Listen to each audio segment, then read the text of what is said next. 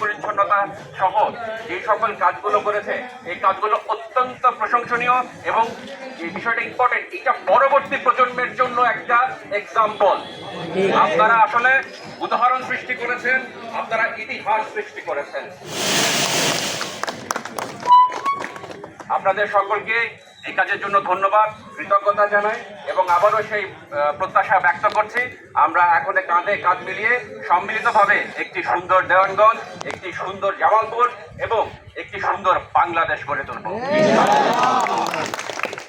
সবাইকে ধন্যবাদ। আসসালামু আলাইকুম। ধন্যবাদ ছাত্র সমাজকে, বাহিনী সকল সার্বজনীনকে এবং আমাদের পক্ষ থেকে কথা বলবে আমাদের এক ছাত্র ভাই আব্দুল মহিদ ভাই। সবাইকে সাইলেন্ট থাকার জন্য বিশেষভাবে জানাচ্ছি। আসসালামু আলাইকুম। কথা দীর্ঘ করবো না, যেহেতু হচ্ছে ট্রাফিক অলরেডি এখানে হয়ে গেছে।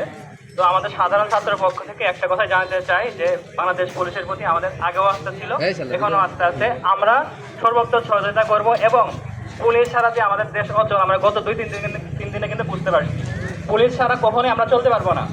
তাই আমরা বাংলাদেশ পুলিশকে যত প্রকার সাহায্য করা দরকার।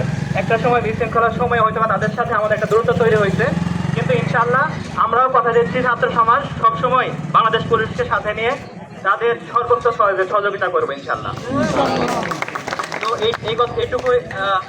আর হচ্ছে আজকে আমাদেরও নিজস্ব কিছু কার্যক্রম আছে। আমাদের দেওয়ানগঞ্জে ঘাট, সেখানেও অনেক অনিয়ম হয়, আমরা শুনি আমাদের অনেক অনিয়ম হয়, আশা করি